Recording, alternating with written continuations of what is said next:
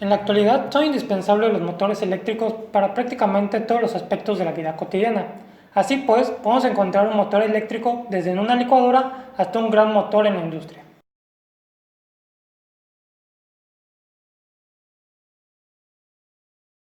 Para comenzar, su funcionamiento se basa en el concepto de campo magnético giratorio y se les llama motor de inducción porque no tienen una conexión física entre la parte del estator y la parte del rotor, pero sí tienen una conexión magnética entre ellos. También se les llama motor asíncrono porque la velocidad con la que va a estar girando el rotor va a ser menor que la velocidad del campo magnético del estator. El motor monofásico asíncrono cuenta con una jaula de ardilla, el cual en este caso es una lata de conserva, y un estator, el cual va a ser alimentado por una corriente alterna monofásica. El estator es un estator estándar con dos bobinas perpendiculares, las cuales una va a ser la bobina principal y otra la bobina secundaria o auxiliar. Debido a que un motor monofásico posee un par de arranque nulo, este por sí solo no puede arrancar. Los diferentes tipos de arranque dan su clasificación a los motores monofásicos, donde nos interesa particularmente los motores monofásicos con capacitor permanente o de marcha. Tal como su nombre indica, el capacitor se mantiene permanentemente conectado en serie a la bobina auxiliar. La ventaja de este capacitor es que puede desfasar la corriente prácticamente 90 grados, atrasándola y haciendo que el motor funcione prácticamente como un motor bifásico. Su funcionamiento se basa también principalmente en este devanado principal que va a producir un campo magnético debido a que le estamos conectando una corriente alterna y que va a ir alternando los polos. Pero para darle el arranque y la dirección del giro necesita un par de fuerzas que son ocasionadas gracias al campo magnético giratorio o RMF, por sus siglas en inglés. ¿Y cómo conseguimos este campo magnético giratorio? Simplemente agregando otro devanado auxiliar, que es el que tenemos acá, para que la corriente esté desfasada a 90 grados, que va a ser gracias a este par de capacitores que tenemos en serie con esto. Entonces, al sumar los flujos de ambos que están perpendiculares, es como vamos a conseguir este campo magnético giratorio. El par de fuerza solo aparece cuando se induce corriente en el rotor y para ello es necesario someterlo a un campo magnético giratorio.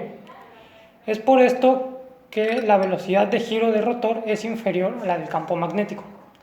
A esta diferencia de velocidades se le conoce como deslizamiento. La curva característica de los motores asíncronos es la curva para velocidad. Esta tiene tres puntos importantes. El punto A, que es el punto de régimen nominal, correspondiente a la velocidad del par nominal. El punto C, que es el funcionamiento con par máximo. Y el punto D, que es el régimen de arranque, donde la velocidad es cero y se requiere un par de arranque. Como ya vimos, un motor monofásico sin una bobina auxiliar, el par de arranque es cero. Esto se puede resolver con sistemas como por ejemplo un devanado auxiliar y un capacitor de arranque, o en el caso del motor monofásico de capacitor permanente, el par de arranque es pequeño pero suficiente para iniciar con el movimiento.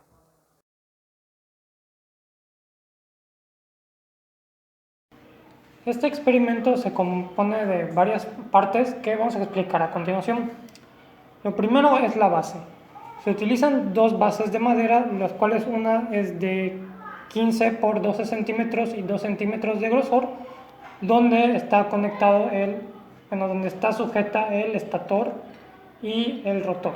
Y aparte de esa se usa una base general de 34 centímetros por 15, donde para aparte de poner la base anterior, se pone el transformador de 24 voltios 3 amperios, los capacitores y la cablería. Para el rotor se utiliza una lata de conserva de 5 centímetros de diámetro y un eje que es un alambre de 2 milímetros de diámetro. Las bobinas. En total, para hacer tanto la bobina principal como la auxiliar, se emplearon aproximadamente 75 metros de alambre magneto calibre 23. Estas bobinas tienen la siguiente composición. Están envueltas en un trozo de madera como este, en los cuales la primera tiene unas dimensiones de 7 por 7 centímetros, al cual se le dan 130 vueltas. La segunda bobina tiene un poco más grande, tiene un trozo de madera de 7 por 8 centímetros al que se le dan solamente 100 vueltas. Estas bobinas a su vez son sujetas con cinchos para evitar que se deformen. Tenemos la parte del apoyo del rotor, que son dos capacitores de 1000 picofaradios, 50 volts conectados en antiserie y en serie con la bobina auxiliar.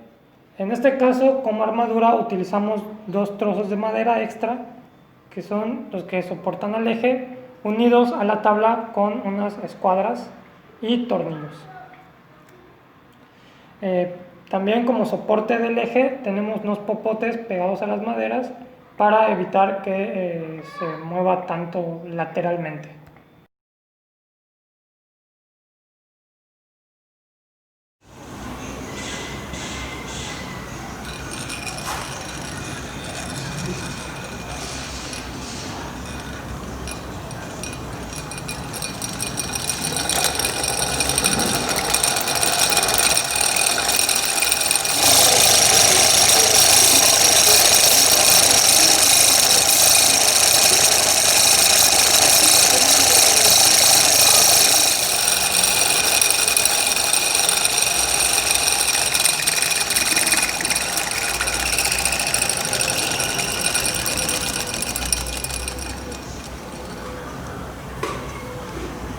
Ahora se procederá a invertir la dirección del giro del motor.